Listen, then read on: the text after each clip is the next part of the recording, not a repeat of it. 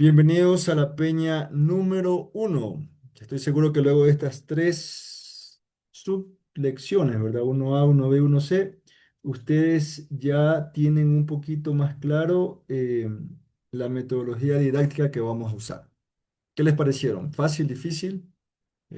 ¿Aprendieron algo sin darse cuenta? Sí, es que es cíclico, ¿no? Te le pregunta una vez, como decíamos la semana pasada, otra vez, desde otro ángulo. Y hoy vamos a tener sobre todo un esfuerzo de analizar el contexto de Mateo. Edison, cuéntanos.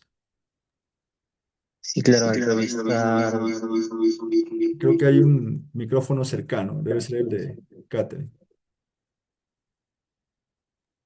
sí, al revisar el material, se pudo observar justamente que hay bastantes cosas, por ejemplo, que desconocíamos o que tal vez nunca habíamos revisado, por ejemplo, la distancia que había entre los reinos, lo que fue el Imperio Romano, el tamaño del imperio, el contexto social que representaba en el que justamente estaba en el que había nacido Jesús y por qué justamente nació en una época en la que buscaban una liberación, un salvador a través de eso. Entonces nos dio bastante apertura y contexto y claro, y al final justamente da la diferencia entre los reinos y por qué y cuál era el motivo justamente de por qué se da esta apreciación entre la diferencia de, ya viene a hablar sobre el reino de los cielos y el motivo de que no es ni por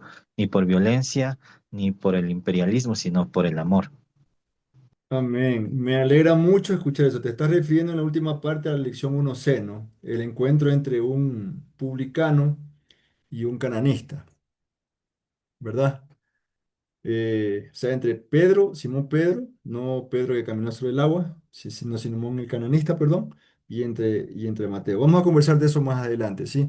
Y ese es justamente el propósito de este libro, ¿no? Es enseñarnos, vamos a utilizar varias técnicas en este nivel, y esas técnicas son universales para estudiar cualquier pasaje. Muy bien, antes de dar paso a alguien más, gracias Edison, vamos a verificar las pruebas, ¿no? Quiero que vean, por favor, esta hoja este link está accesible en la descripción del grupo de WhatsApp. Aquí van a estar registradas sus asistencias, sus evidencias de aprendizaje. Como todos están aquí, pues los cinco tienen ya su nota de asistencia. Cada asistencia a la peña es de 10 puntos. Cuando lleguemos a la unidad 10 serán 100 puntos. Los exámenes semanales es lo que vamos a hacer en este momento. Prueba 1A. Pregunta 1, por favor pónganse en su prueba. Prueba 1A, ¿sí? Palestina. Ok, ya usted se va calificando con un visto, ¿no? Prueba 1B, judíos. Prueba 2A, Imperio Romano. 2B, Mar Mediterráneo. 2C, Roma. Pregunta 3, perdón. 4 y pregunta 3B, 6. 4 y 6. ¿Sí? ¿Me siguen? Eh, la pregunta 4, 2.500 kilómetros aproximadamente es la respuesta siempre, ¿no? ¿Cuáles fueron las dos cosas que los romanos construyeron? Pues calles pavimentadas y barcos. Pregunta 6, Roma. Entonces, esa es ya la prueba 1A. Todavía no me la des, solo califíquese. Si no tiene ningún error, pues tiene 10, ¿no? Al final, si hay un error, puede bajarse punto 5, un punto, dependiendo de su, de su calificación, de cuántos errores sean. Y si la pregunta tiene más de una respuesta, pues generalmente es un poquito menos. ¿De acuerdo? Vamos con la siguiente. Vamos con la siguiente. Eh, Dice la pregunta 1 de la prueba 1B, cananista. La 1B es publicanos. 1A cananista, 1B publicanos. 2A judíos, 2B judíos también, o los judíos. 2C puede ser el Imperio Romano, o los imperialistas romanos, o el pueblo de Roma. ¿Ok? Cualquiera de esas son opciones. Pregunta 3, La frase más sucinta es judíos revolucionarios, ¿no? Si usted quiere poner algo más, judíos que estaban en contra del sistema opresor que desarrollaba Roma, sus pueblos conquistados, vale. Pero si pone judíos revolucionarios, es entendible y suficiente como la lección nos da. 3B, enemigos, y creo que se acabó, ¿no? Sí, se acabó la prueba 1B. La prueba 1C, si hay alguna duda me interrumpen, por favor. La prueba 1C pregunta 1A, Mateo, 1B, Simón el cananista. Es necesaria esa aclaración, porque recuerden que hay otro discípulo llamado Simón. Entonces, siempre que hablemos de Simón, el que era no tan amigo de Mateo al principio, porque luego ya se hicieron, ¿cómo sería en lenguaje quiteño o ecuatoriano? Se hicieron yuntas, se hicieron panas, ¿ok? Pero al principio no, entonces debemos diferenciar a Simón como el cananista primero. ¿Cuál era la nacionalidad de Mateo? Judía. ¿En qué país vivía Mateo? Pregunta 3, Palestina. Pregunta 4, cobrador de impuestos, la A. La 4B, apóstol. Pregunta 5, Imperio Romano. Pregunta 6, judío revolucionario. Pregunta 7, Simón el Cananista estaba a favor o en contra. En contra. Pregunta 8, el reino de los cielos. Pregunta 9, en el reino de los cielos. Pregunta 10, ¿en qué punto principal difería el reino de los cielos del gobierno romano? Creo que Edison ya la contestó, ¿no? Se funda principalmente en el amor y no en la violencia, una posible respuesta dentro de eso. ¿Cómo les fue? Cuéntenme. Y de hecho, denme sus notas. Mi hermana Corina primero. ¿Me escuchas? Sí, me fue Sí, muy bien. Estoy bien en todas las tres pruebas. quiere decir que tiene 10. Efectivamente, sí, es que sí me tomé mi Perfecto. tiempo. Ha Muy sido muy bien. bonito estudiar. Qué Aprendí muchas bueno. Me cosas. alegra mucho. O sea, aprendió mucho por su propia cuenta y con la palabra, por Sí, supuesto, ¿no? claro que sí. Muy bien. Edison, ¿cómo te fue?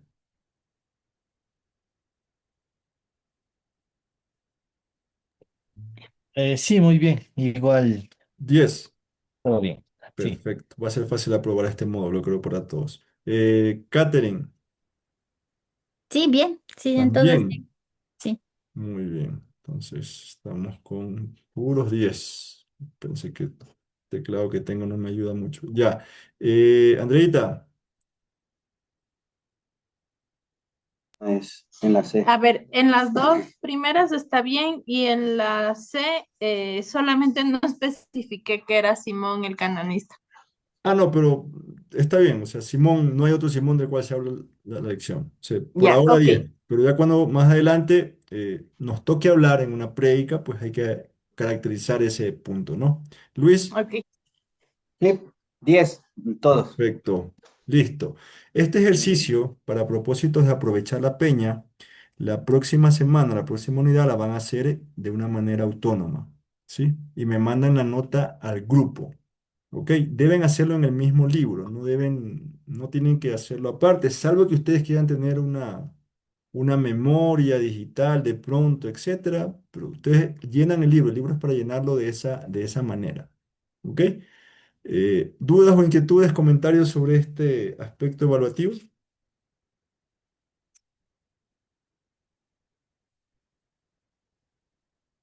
¿No?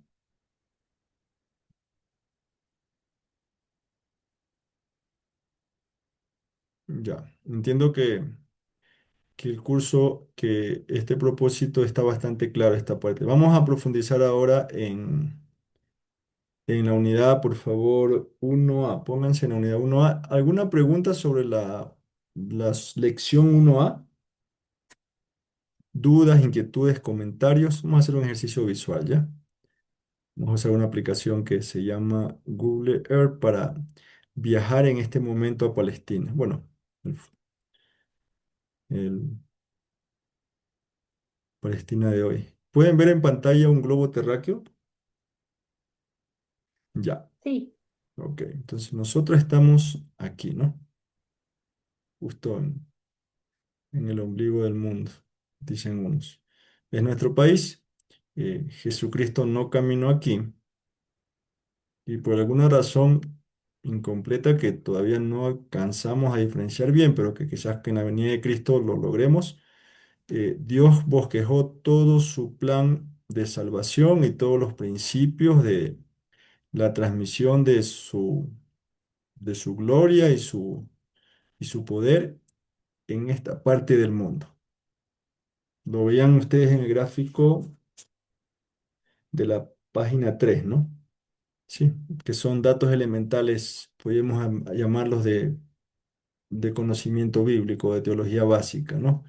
¿Qué tenemos aquí? Ya este mar, este ya lo aprendieron en esta semana, ¿cómo se llama esto?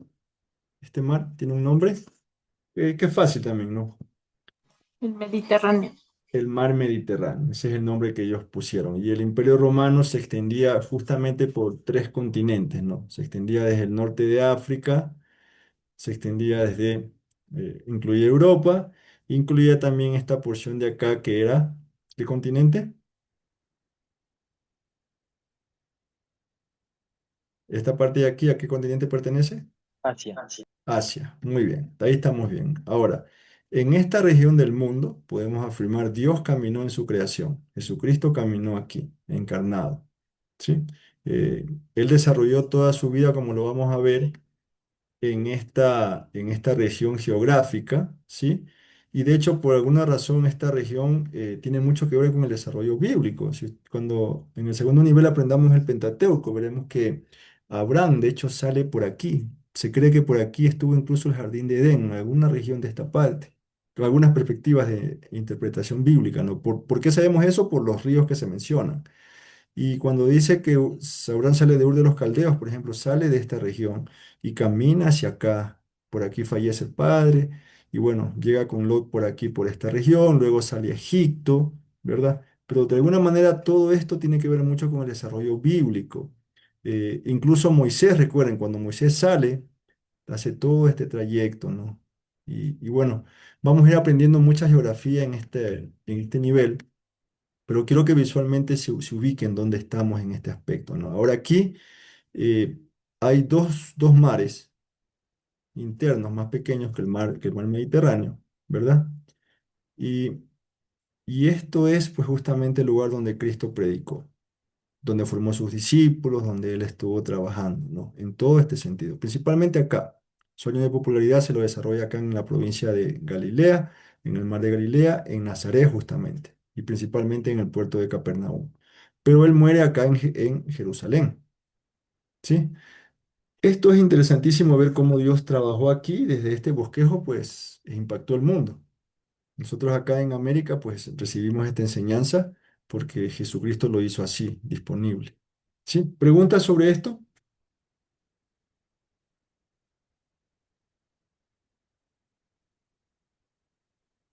Para recordar, el imperio que estaba dominando todo esto, ¿cuál era? ¿Cómo se llamaba el El Imperio imperio? Romano. El Imperio Romano, ¿no? Romano. Ahora, ellos fueron un imperio bastante fuerte y gran parte de su fortaleza es que no eliminaban a sus pueblos conquistados, sino que los hacían trabajar para ellos. Y ahí aparece un personaje que se convirtió en apóstol. ¿Quién era? Que trabajaba primero por el pueblo romano. Mateo. Mateo, ¿sí? Y gran parte de este desarrollo socioeconómico del Imperio Romano es que aprovechaba muy bien la tecnología. Dos instrumentos o dos tipos de tecnología básicamente lo usaban para desarrollar el imperio. ¿Cuál era la primera? ¿Qué construyeron ellos? ¿Recuerden? Carreteras pavimentadas Exactamente. y Tanto los así que hay una barcos frase recurrente que decía, todos los caminos llegan A a Roma. Roma. ¿Se han escuchado esa frase, verdad? Sí.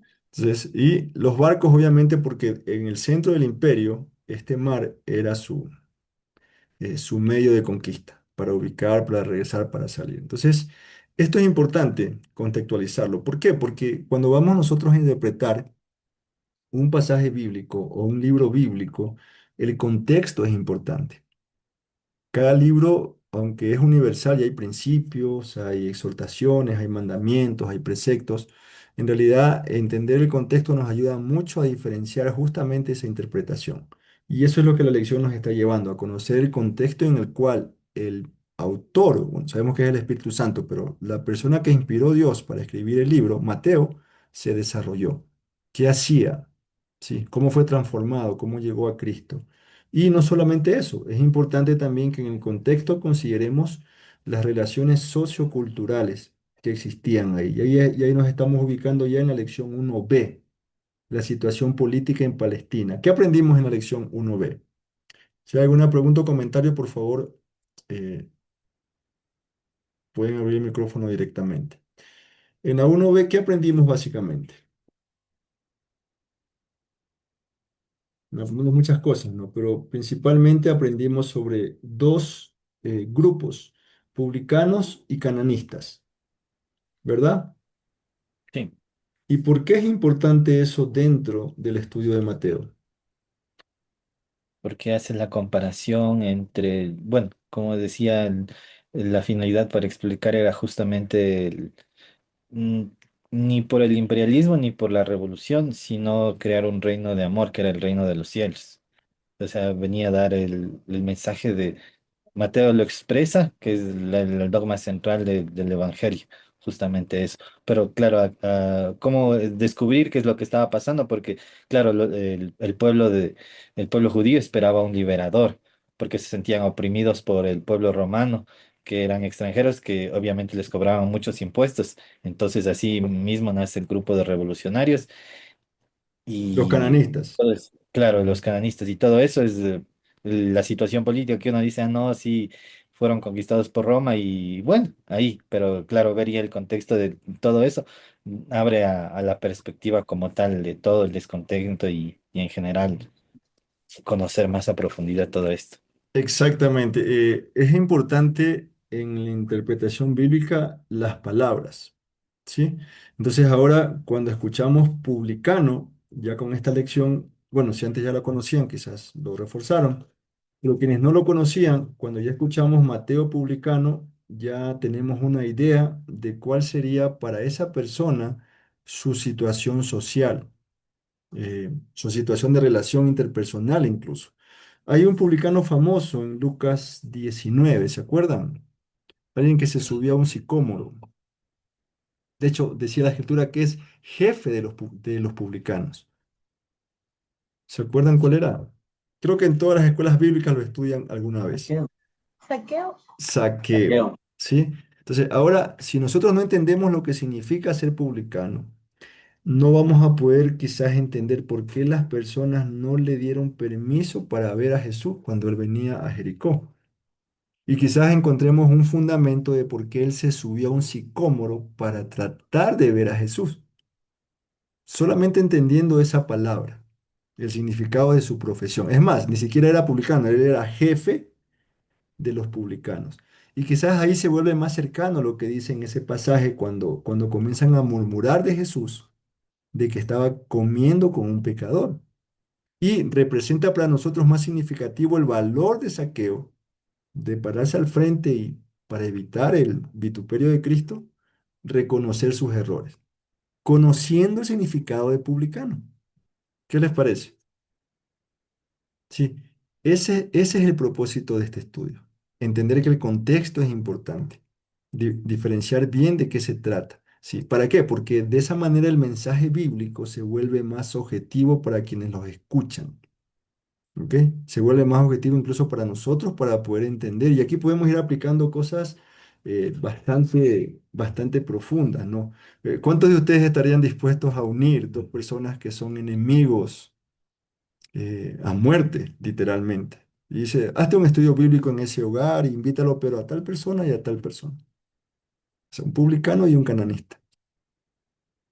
¿Qué les parecería esa experiencia?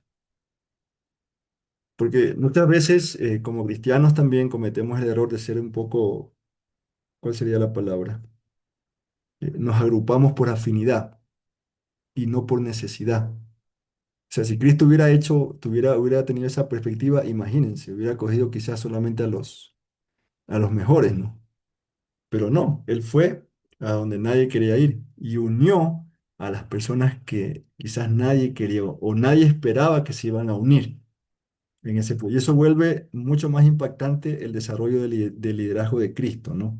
en torno a eso. ¿Cuál sería un buen ejemplo en este tiempo de una relación tóxica entre dos visiones diferentes? O sea, ¿cuál sería un posible publicano en este tiempo y un cananista?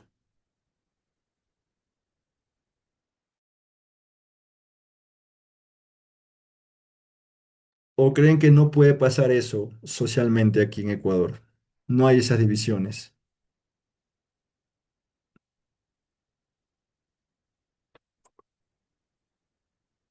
¿No les ha pasado como iglesia, no? ¿No han tenido esas luchas? Bueno, yo les doy varios ejemplos. En la iglesia donde yo congrego hay una lucha de ese tipo. Eh, pero es cultural, ¿no? No es tan radical. Pero hay una segregación entre la cultura quichua y los que ellos llaman, todos los que no son de su cultura, en las iglesias bilingües quichuas, son mestizos, esa es la palabra que se usa. Entonces, es muy difícil que un mestizo desarrolle liderazgo en una iglesia quichua, porque se ve como una amenaza, ¿sí? Se ve como una amenaza y se ve como algo no adecuado, ¿ok? ¿Han escuchado ustedes grupos delictivos como los choneros, los lobos, las águilas, los chone killer, los Freddy Krueger? Bueno, y así se van diversificando. Si usted los pone a todos ellos en una sala, posiblemente ninguno quede en pie. ¿Bien? Está pasando. Y bueno, yo creo que el último ejemplo sería quizás el más cercano a lo que Cristo hizo con estos dos personajes dentro del desarrollo bíblico. Eso también da muy cuenta sobre el poder del Evangelio. Es capaz de cambiar a cualquiera, como esté. Pero en el último ejemplo, todos serían publicanos que se están peleando entre ellos. De las bandas delincuenciales, yo los Ajá. más los vincularía como cananistas. Ellos son asesinos y están dando un tipo de libertad a las clases sociales populares, captando mentes de niños, haciéndolos trabajar para ellos, con una pseudo libertad. O sea, jóvenes de menos de 22 años ya están muriendo por ese sistema. Son revolucionarios, no se adaptan al sistema establecido. Recuerden que al final Roma era el sistema legal establecido y es Ujú. a ese sistema donde Pablo en Romanos 13 le dice, sométase toda persona a toda autoridad, porque toda autoridad es dada por Dios. Quien resiste a la autoridad, a Dios resiste. Recuerden que Jesucristo aceptó el juicio de Pilato. Así que desde ese punto de vista, Simón el canonista era el peor que estaba de los dos. Al menos Mateo trabajaba para el sistema legalmente establecido. ¿Sí? Entonces, miren todas las connotaciones con dos palabritas, que es el punto que quiero resaltar, ¿no? Cuando indagamos el contexto, hay mucha luz sobre cómo interpretar la escritura. ¿Ok? Pregunta sobre la lección 1b.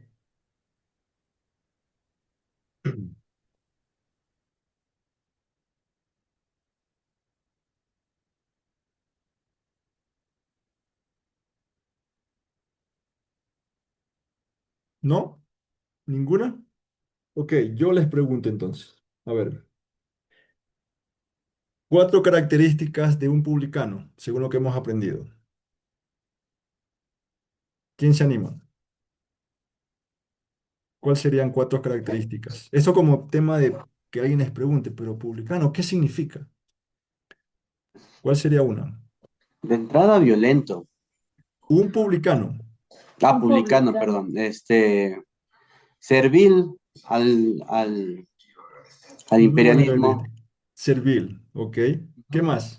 Este, Económicamente, ¿cómo estarían los en publicanos? mejor posición económica que los demás judíos. Ahí van dos. ¿Otra? Con vicios de corrupción, porque Por saqueo. separaban una parte de los impuestos y de eso dependía su sueldo. Sí, Y van tres. como marginados por la sociedad. Muy bien, Luis. Marginados. La tercera es evidente sobre todo por la respuesta de saqueo, ¿no? O sea, dice, si a alguien he defraudado. O sea, tú no dices eso si no tienes en tu corazón una duda de tu proceder ético. Entonces, la forma como trabajaban los publicanos eran básicamente que compraban en un poblado todos los impuestos para Roma por adelantado, ¿no? O sea, decían en Jericó, decían vale tanto, yo lo compro, le pagaba a Roma y luego el cobro era para ellos y obviamente alzaban los impuestos para eso.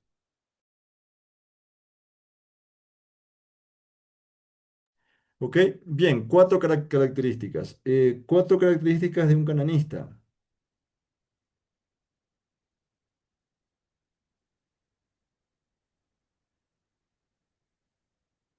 De un cananista.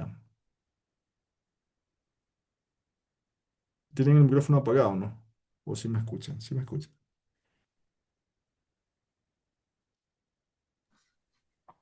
Y como dije anteriormente, de entrada violento, Violento, ¿ok? en contra del sistema establecido, en contra de contrarios a la autoridad. Ya, muy buena expresión. Este, ¿Qué más? marginados igual, porque era un grupo separatista, un grupo aparte. Este, ah, con una ideología confusa, yo creo, porque era como que entre, entre pelear en contra de su mismo pueblo, sabiendo que pues era su pueblo quienes servían al Imperio Romano, Ya, porque muy eran tanto bien. enemigos republicanos como enemigos de los romanos como tal. Perfecto. Creo que Luis está bastante completo en la caracterización. ¿Están de acuerdo todos con eso? ¿Alguien tiene, alguien más? ¿Alguna característica? ¿No? ¿No? Con mucho odio de pronto. Odio. Mm. Sí, creo que odio puede ser una buena palabra para cananista. Porque el odio los lleva justamente incluso hacia esa. Un cananista, la palabra cananista, y hay otra palabra que no recuerdo cuál era, pero bueno, se vincula mucho a nuestro tiempo como un sicario. ¿Sí? O sea, si los canalistas estuvieran aquí en este momento, serían los sicarios. O sea, eran especialistas, no eran los que salimos a los que salen a las marchas cuando sube algo económicamente en el país, ¿no?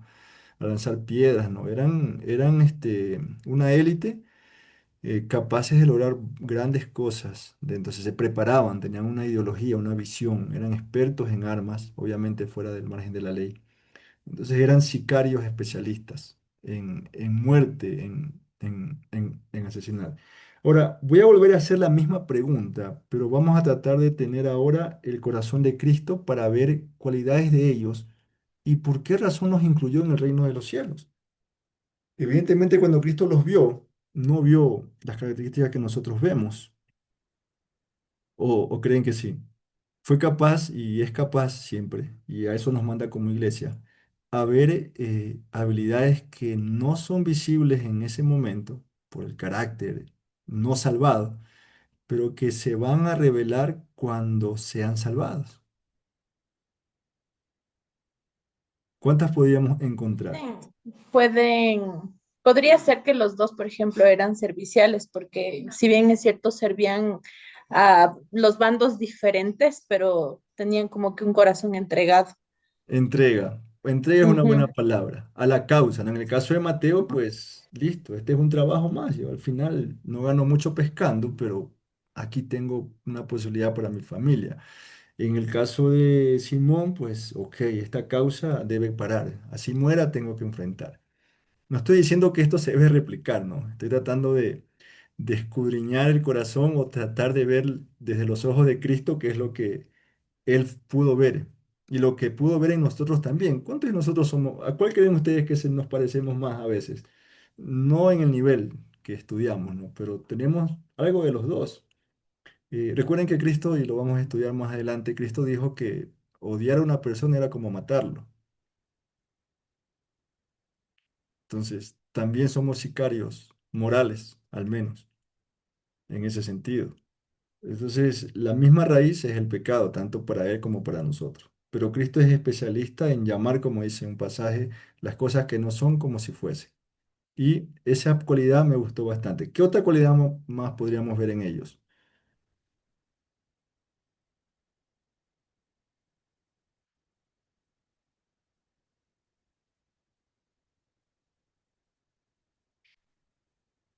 ¿Cómo le ponemos a una persona que es capaz de resistir, que le escupan en los pies? que lo insulten, que lo marginen, que Puede ser que ambos tenían una fuerte convicción ideológica también. una Podría ser. fuerte convicción. Tenían un carácter firme, podríamos llamarlo, Ujú. ¿sí? Y Porque al también final, otra podría ser también esto del impacto a la sociedad, porque cada uno impactaba de formas distintas, pero tenía un impacto. Por eso tenían, cada uno tenía como sus bandos, hablemoslo así, ok, que podríamos usar podría que los ser. dos eran capaces de adaptarse, se Mm, adaptaban, sí, o sea, es obviamente en como, forma negativa, ¿no? Moisés se adaptó a un nuevo claro, sistema y sobresalió quizás personal y familiarmente. Eh, Simón se adaptó a un sistema de resistencia. ¿Sí? Entonces, miren, quiero que hagan ese ejercicio porque al final, como iglesia, mis hermanos, y el discipulado nos lleva a estar preparados para administrar quizás a grupos complicados, difíciles, rechazados, rechazados, sí. Quizás nadie da una esperanza para ellos, ¿no? Pero ahora, gracias a ese liderazgo de Cristo en ellos, hoy tenemos un evangelio que nos va a permitir aprender de Cristo. Por Mateo. Mateo es el autor o el coautor con el Espíritu Santo, fue a quien inspiró. Y vamos a tener una perspectiva de la vida de Cristo gracias a esta persona que quizás fue rechazada por muchos, menos por Cristo. ¿Ok? Ese es el mensaje que quisiera que lo desarrollen en ese sentido o que lo mantengamos en ese aspecto. O sea, al final cualquier persona es digna de recibir el Evangelio y cualquier persona es digna de lograr un cambio en el reino de Cristo. Aunque socialmente parezca imposible, Cristo lo puede hacer. ¿Ok? Preguntas, comentarios de la 1B para irnos a la 1C ya, que es la parte práctica, ¿no?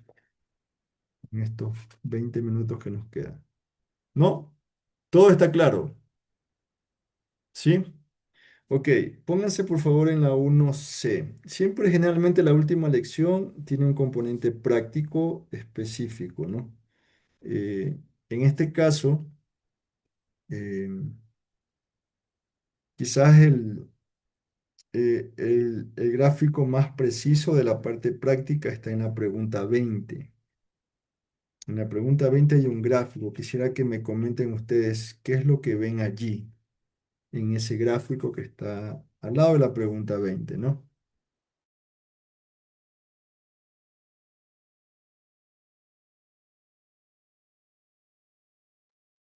¿Qué pueden ver de ese gráfico ustedes en el contexto actual como iglesia? ¿O qué se les viene a la mente? es como, para mí es como cada uno abandona sus ideologías, lo que cada uno estaba defendiendo, y abrazan uno nuevo. En este caso, que es el reino de los cielos. Muy bien, eso es lo que describe, ¿verdad? ¿Algo Ujú. más? Específicamente la muerte al yo, el La muerte despojarse. del el yo, negarse a sí mismo. Ujú. Ajá. negarse a sí mismo. ¿Ok? ¿Algo más?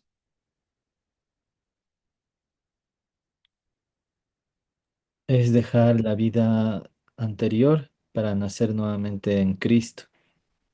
Ya, Cristo, eso introdujo Cristo. Están viendo los gráficos diferenciados, ¿no? O sea, Mateo y Simón. Ahora véanlos unidos. El estrechón de mano, ¿qué podía implicar? O sea, todo lo que dijeron es correcto, ¿no? Dejaron su ideología, dejaron el yo. Cristo está de por medio, pero ¿para qué? Para unir a todos, no Es, pero en este caso, ¿unir qué? a las personas, a todos. Bueno, en este caso sería a dos personas que eran, por decir así, enemigos o que eran Esa era diferentes. la palabra que quería que ustedes toparan. Un encuentro con Cristo no te deja igual. ¿Ok? Todo lo que ustedes mencionaron fue posible solamente porque te encontraste con Cristo. Hay un antes, y aquí me acuerdo de mi pastora Marianita, hay un antes, hay un encuentro y hay un después. Ese es quizás uno de los esquemas más prácticos para evaluar si estamos en Cristo. No puedes quedar igual. No solamente porque dejas cosas negativas, sino porque te esfuerzas por hacer ahora cosas bíblicamente positivas. En el caso de los dos, de enemigos a, imagínate, ver un cananista que quería matar a todo el que se vincula con Roma y ver a un publicano que servía a Roma y se vincula con uno que quería matar a todo romano, trabajar juntos en un emprendimiento del reino. Sí, ustedes de pronto no han tenido esa lucha de que, pues, ni siquiera en la propia iglesia, ¿no? Tienes a alguien que no te nace trabajar con esa persona, no porque, o sea, a veces ni siquiera sabemos por qué, simplemente, no sé, no, lo dicen ahorita la nueva generación, no hay, ¿cuál es la palabra? No hay feeling, no hay match, o sea, el lenguaje social de mis hijas. ¿Les ha pasado eso? Sí, ya. Entonces, hasta este momento quizás el único esfuerzo que tenían ustedes o el único modelo era el que la iglesia les presentó. Pero ahora tienes un ejemplo vivo, bíblico, de lo que Cristo hizo en dos personas con un nivel de enemistad sumamente alto. ¿Cuál sería nuestro compromiso práctico de aquí en adelante con esa persona que no logramos hacer conexión en el reino? ¿Qué creen ustedes? ¿Deberíamos seguir con esa misma actitud o Pero aquí me nace una pregunta, ¿no? O sea, Corina? ahorita en mi caso estoy clara, ¿no? Pero ¿qué pasa con la actitud del otro, ¿no? Yo ya sé que voy a trabajar en conjunto, en equipo, pero si la otra persona no tiene la misma información que yo tengo, eh, ¿ahí qué se hace? La misma información O sea, todo o esto, ¿no? visión Ahorita que estoy teniendo esto no. Entonces, ¿qué pasa si la otra persona, yo voy y yo hago, como usted dice, no hace el match en el trabajo, por ejemplo? Uno va, pero ¿y ahí cuál sería el comportamiento? O sea, personal, personal, claro. O sea, la obviamente. otra persona, me estoy inventando, sigue siendo un publicano o un publicano. Un Y yo ya cananista. dije, ya dejé todo eso, entonces, ¿cómo se hace ahí?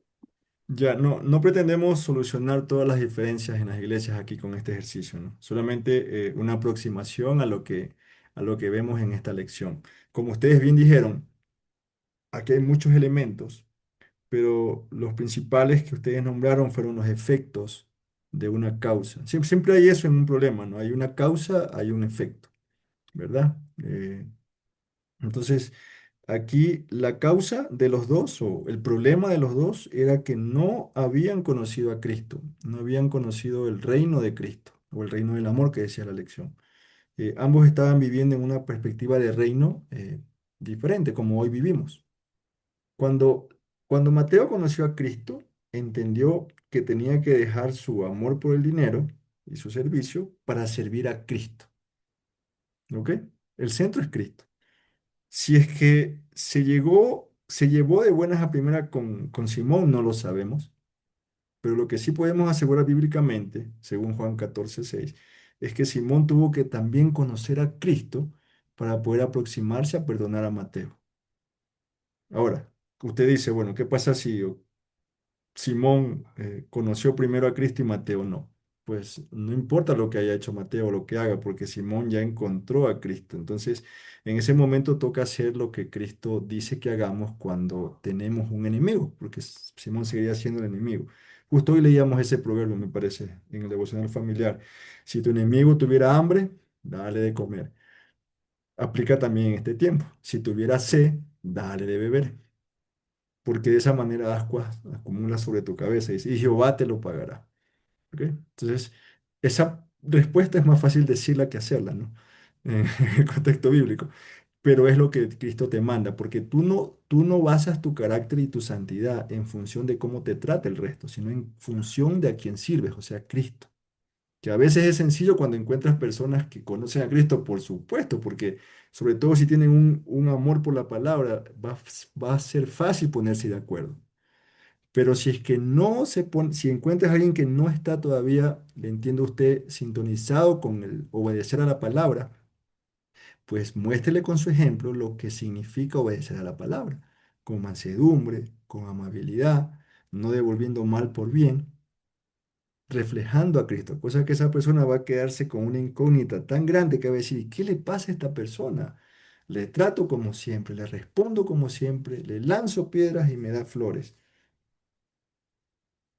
Y va a querer saber qué le pasó a usted. Eso es lo que Cristo nos manda a hacer, amar a nuestros enemigos, bendecir a los que os maldicen. No es sencillo hacerlo, yo sé, no es que, pero al menos el principio está claro. Hay muchas personas que se han convertido, de hecho en el matrimonio hay esa recomendación, por el testimonio silencioso del comportamiento de la persona. Y creo que es una buena forma de evangelizar en ambientes hostiles. ¿Sí? ¿Cómo respondes ante la crisis? Cuando todo el mundo quiere gritar y acusar a una persona por error, ¿cómo tú la levantas y das una perspectiva de fe? Sí, eso transforma. Y entiendo que por ahí va mi hermana Corina, la posible respuesta que obviamente Dios tiene que revelarle a usted. Y mientras más estudiamos, más opciones vamos a tener. Me gusta llamarle capital espiritual, ¿no? O sea, más capital espiritual vamos a tener para tomar en diferentes situaciones. Mientras más escudriñemos, más oremos, más apliquemos, más santidad hay en nosotros, más opciones de discernimiento vamos a tener para comportarnos. Amén. ¿Alguien más quiera comentar qué difícil es expresar amor o hacer lo que Sí, Simón? es Luis. complejo y ampliando un poco más lo que decía la hermana Corina, de por sí en las relaciones laborales, sea que trabajes con personas cristianas y peor con personas seculares que de hecho es lo opuesto, o sea, viven ahí sí atormentándote, así tú no quieras o mostrándote el mundo a manos llenas para distorsionar tu visión. Pero en mi caso, cuando se ha dado esto en el tema dentro del liderazgo de la iglesia, es aún más confuso, porque te pongo como ejemplo, dos personas que se capacitan de igual manera en un mismo seminario, con la misma Información. instrucción, información, pedagogía, con todo, pero el rato de ejercer, tú ves que no se ocupa de eso, tú ves que predomina su yo, predomina su ego. ¿Cómo actúas si tú viste que tuvieron la misma preparación y no lo está aplicando? O sea, es como que estuvimos en la misma clase, pero tú estás en otra versión, y se distorsiona el mensaje para la gente que recibe a estas personas como líderes. Entonces ahí es más complejo porque hay dos posiciones. Bíblicamente tú lo puedes confrontar, pero también nosotros como familia tenemos un principio que tú no puedes ayudar a nadie que no busque ser ayudado, que primero no reconozca un problema. Porque una cosa es señalarle el problema tú que lo ves, otra cosa es la persona realmente vea el problema y busque ayuda. O sea, son dos puntos de partida muy, muy distantes, muy diferentes en consejería, en psicología y en el adoctrinamiento. Entonces, ahí se vuelve más complejo No, y como le dentro del decía, ámbito cristiano. gracias Luis, como le decía mi hermana Corina, no pretendemos o no pretendo dar una panacea para todas las opciones. Estamos recién asomándonos, ni siquiera hemos leído ningún capítulo de Mateo todavía. Estamos asomándonos al contexto del autor y desde su testimonio aprendiendo, ¿no? Ya en el siguiente, ustedes van a tener que leer los 28 capítulos de Mateo en el nivel uno y espero más de una vez. ¿Sí?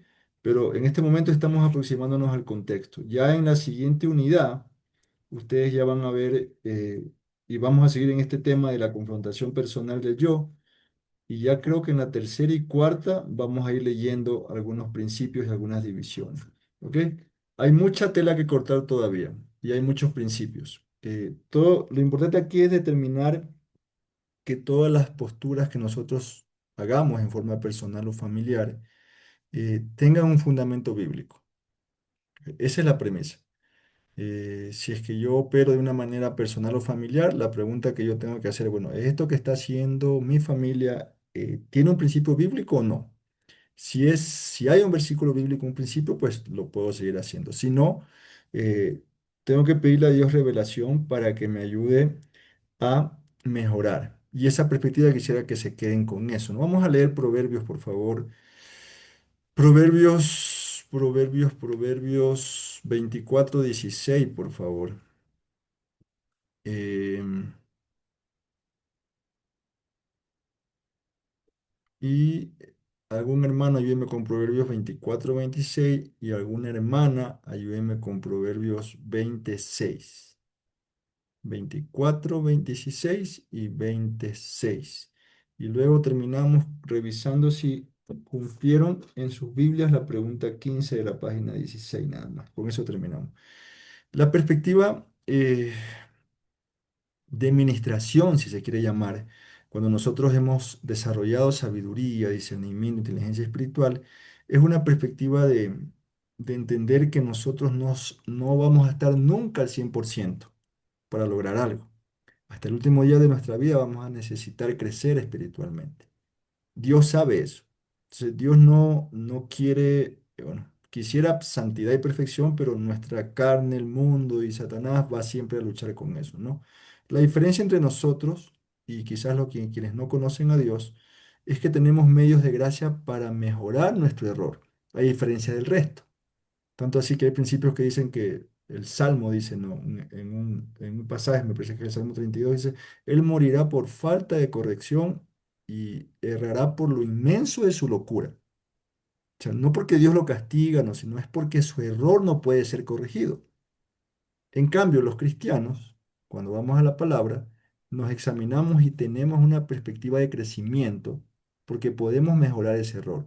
Desde esa perspectiva, estos dos versículos nos ministran para los posibles errores que vamos a cometer al tratar con personas. ¿Sí? ¿Qué dice el primer proverbio?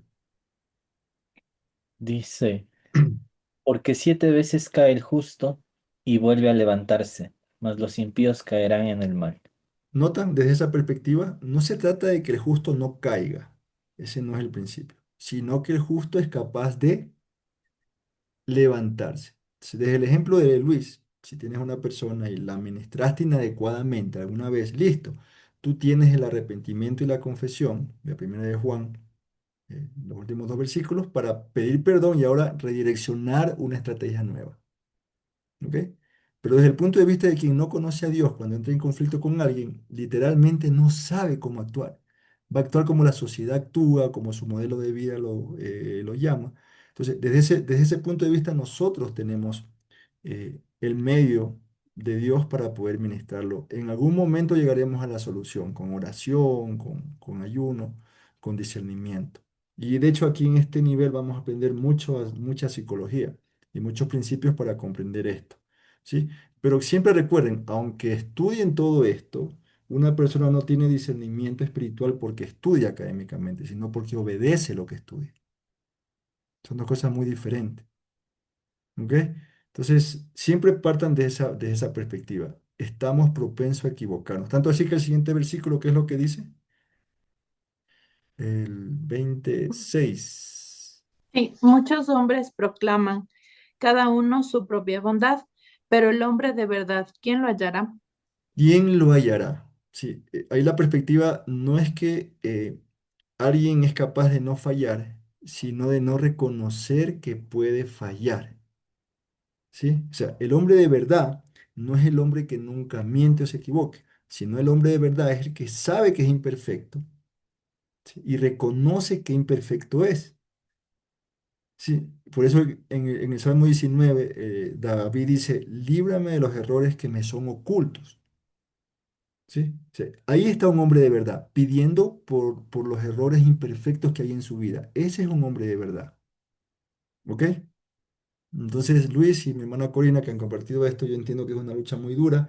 Lo que sí les aseguro que al final del nivel, en los 6 módulos, en los 7 módulos, ustedes van a tener más herramientas para enfrentar estas situaciones. ¿Sí? Qué tan sabiamente lo usen va a depender mucho de su santidad, de su oración. ¿Ok? Y porque así Dios va a permitir actuar en circunstancias. Y ya tendremos un tiempo de testimonio porque estoy seguro que a todos ustedes les debe haber pasado algo donde cosas humanamente imposibles han sucedido porque Dios ha abierto una circunstancia que ustedes no lo creían posible y no lo vieron venir, pero es la respuesta a una oración. ¿Ok? Bien, por favor quiero recordarles 2 minutos. que deben marcar y empezar a marcar las tareas como las que se les asigna en Mateo 15, en la pregunta 15, perdón, de la página 16.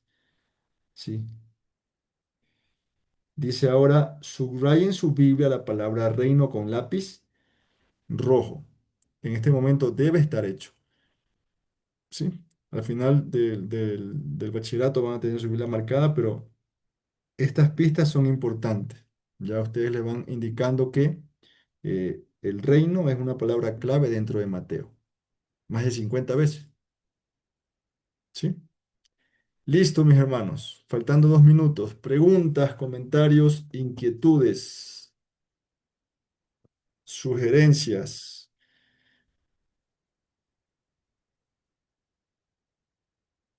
Nada, todo está claro. Bueno, espero que sea porque el proceso está muy didáctico.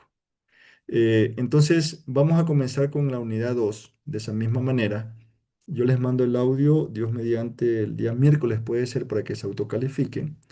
Y este proceso va a ser una lucha, ¿no? Déjenme cortar aquí la grabación ya de la Peña 1. Igual la voy a subir para que la tengan si la quieren revisar.